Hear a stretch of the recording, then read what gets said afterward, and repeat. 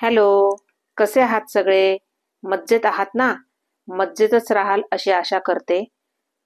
आज आपण बनवणार आहोत एकदम झणझणीत असं काळं मटण चॉप करी. चला तर मग रेसिपी बघण्याआधी मी सुनीता कुक विथ सुनीता पराते ह्या चॅनलमध्ये तुमचं स्वागत करत आहे.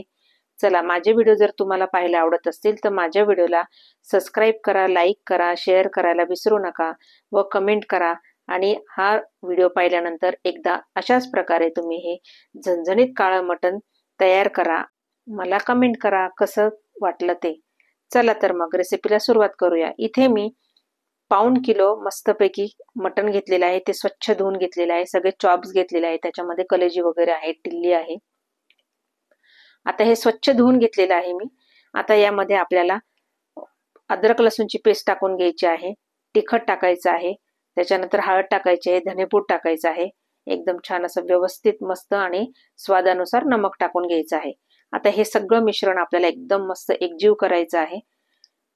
सगळा मसाला हा आपल्या सगळ्या पीसेसला लागला पाहिजे असं एकजीव करून आपल्याला आता हे मॅरिनेशनसाठी झाकून ठेवायचं आहे.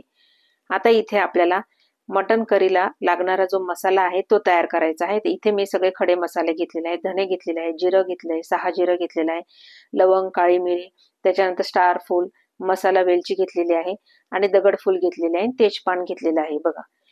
तर हे सगळे मसाले आपल्याला मस्तपैकी एकदम सुगंध येईपर्यंत फक्त भाजून घ्यायचे आहे. एकदम जाळायचे नाहीये, एकदम सुगंध येईपर्यंत फक्त भाजून घ्यायचे आहे. बघा आता हे झालेले आहे. तर एका प्लेटमध्ये मी हे सगळे काढून घेते आहे व हे गार करून घेते आहे.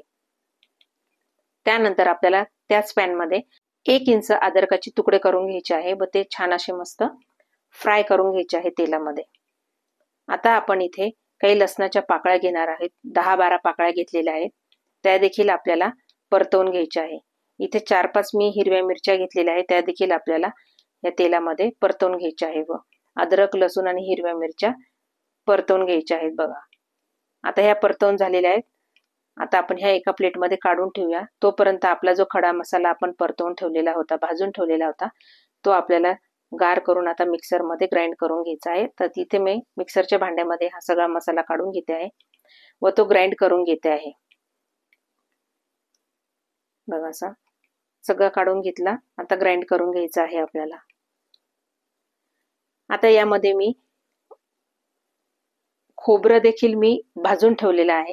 ते खोबऱ्याचे आपल्याला बारीक बारीक तुकडे करून घ्यायचे आहे व ते देखील या मसाल्यामध्ये टाकून आपल्याला हे सगळं व्यवस्थित असं ग्राइंड करून घ्यायचं आहे. आता मी खोबऱ्याचे बारीक बारीक असे तुकडे करून घेत आहे. गॅसवरच भाजलेलं आहे हे. ते यामध्ये मी या मसाल्यामध्ये टाकून मी छान ग्राइंड करून घेत आहे. असा जर तुम्ही मसाला केला ना, जास्त करून ठेवला तर इतर भाज्यांना देखील आपल्याला कामाला येतो. तयार जर मसाला असता तर पटकन आपल्याला कोणतीही वांग्याची भाजी, बटाट्याची भाजी, कोणतीही मसाल्याची भाजी तुम्ही करू शकता. चला आता मी ही ग्राइंड करून घेतलेलं आहे. बघा एकदम छान असं बारीक झालेलं आहे, एकदम मस्त. आता मी एका प्लेटमध्ये हे काढून घेत आहे. आता आपण इथे मिरच्या, त्याच्यानंतर अद्रक आणि जो लसूण परतवून ठेवलेला आहे तो आता मिक्सरच्या भांड्यात काढून घ्यायचा आहे आणि तो देखील आपल्याला ग्राइंड करून घ्यायचा आहे. इथे मी 4-5 कांदे देखील गॅसवर भाजून घेतलेले आहे व 2 टमाटे देखील भाजून घेतलेले आहे. ते देखील आपल्याला ह्या मिक्सरच्या भांड्यामध्ये टाकून मस्त अशी पेस्ट करून घ्यायची आहे. पाणी न टाकता आपल्याला ही छान पेस्ट करून घ्यायची आहे. बघा आता हे कांदे मी एक एक करून कट करून आपल्याला मिक्सरच्या भांड्यामध्ये टाकून पेस्ट करून घ्यायची आहे. आता मी ही सगळी पेस्ट करून झालेली आहे. ही मी एका बाउलमध्ये काढून घेत आहे. यानंतर आपल्याला टमाटे भाजून ठेवलेले आहे ते देखील आपल्याला ग्राइंड करून घ्यायचे आहे.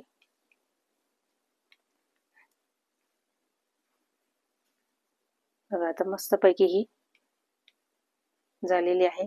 हे सगळं वाटण आपल्याला एकत्र करायचं आहे. म्हणजे खड्या मसाल्यांचं वाटण आपण केलेलं होतं, पेस्ट केलेली होती, ती देखील आपल्याला हे सगळं याच्यात मिक्स करून घ्यायची आहे. हा पूर्ण मसाला असा छान असा मिक्स झालेला आहे. आता इथे आपण जे मॅरिनेशन केलेलं होतं ते आपल्याला कुकरच्या डब्यामध्ये 2 डब्यांमध्ये इथे मी टाकून घेत आहे, कारण ते जास्त आहे. व त्यामध्ये आता आपल्याला वरतून कांदा कट करून घ्यायचा आहे, तो टाकून घ्यायचा आहे. त्याच्यानंतर कोथिंबीर देखील कट केलेली आहे, ती देखील आपल्याला याच्यामध्ये टाकून घ्यायची आहे. आपल्याला हे दोन्ही डबे आता कुकरला छान 3 शिट्ट्या काढून घ्यायच्या आहे व यामध्ये आपल्याला थोडंसं पाणी घालून घ्यायचं आहे. बघा, त्यात पाणी घालून घेतलेलं आहे. आता हे दोन्ही डबे मी कुकरमध्ये 3 शिट्ट्या काढून घेत आहे. 3 किंवा 4 जसं तुमच्या कुकरची कॅपॅसिटी असेल, शिजण्याची तुम्हाला माहित असेल किती शिट्ट्या द्यायच्या, त्या प्रमाणात तुम्ही हे मटण आपण शिजवून घ्यायचं आहे. आता इथे कुकर गार होतोय, तोपर्यंत आपल्याला इथं मसाला भाजून घ्यायचा आहे. इथे मी तेल टाकलेलं आहे एका कढईमध्ये. मग आपण तयार केलेला जो मसाला आहे तो पूर्ण हा तेलामध्ये व्यवस्थित फ्राय करून घ्यायचा आहे. अगदी तेल सुटेपर्यंत आपल्याला फ्राय करून घ्यायचं आहे. आता यामध्ये मी काही तेजपान जे आहे त्याचे पानं टाकून घेतलेले आहे व ते देखील आपल्याला व्यवस्थित असे फ्राय करून घ्यायचे आहे.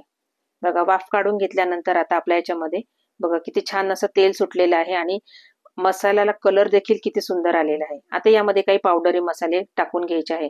हळद टाकून घ्यायची आहे 1 चमचा. त्याच्यानंतर 2 चमचे मी धनेपूड टाकून घेतलेली आहे. 3 चमचे मी इथे तिखट टाकून घेतलेले आहे तिखटपणानुसार. तुम्हाला जसं तिखट हवं असेल त्या प्रमाणात तुम्ही तिखट घालून घ्यायचं आहे.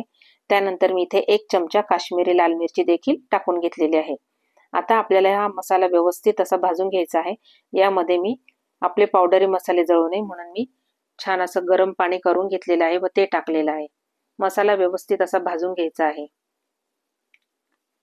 मग पुन्हा थोडंसं गरम पाणी त्यामध्ये घालून घ्यायचं आहे. अगदी तेल सुटेपर्यंत आपल्याला हा मसाला भाजून घ्यायचा आहे. आता यामध्ये आपण आधी पण मीठ घातलेलं आहे, मॅरिनेशनला पण घातलेलं आहे, तर चवीनुसार आपल्याला थोडंसं मीठ घालून घ्यायचं आहे. आता इथं आपला कुकर गार झालेला आहे व मटण देखील आपलं छान शिजलेलं आहे, तुम्ही बघू शकता. आता आपल्याला हे सगळं मटण आहे आपल्याला एका बाउलमध्ये काढून घ्यायचं आहे. बघा किती छान असं मस्त शिजलेलं आहे. आता हे सगळं मटण आपल्याला आपण जो मसाला तयार केलेला आहे बघा किती छान असं तेल सुटलं आहे, त्यामध्ये हे सगळं मटण आपल्याला मटणचे पीसेस जे आहे ते टाकून घ्यायचे आहे व व्यवस्थित असं परतवून घ्यायचं आहे. मसाला आणि मटणचे पीसेस एकजीव व्हायला पाहिजे.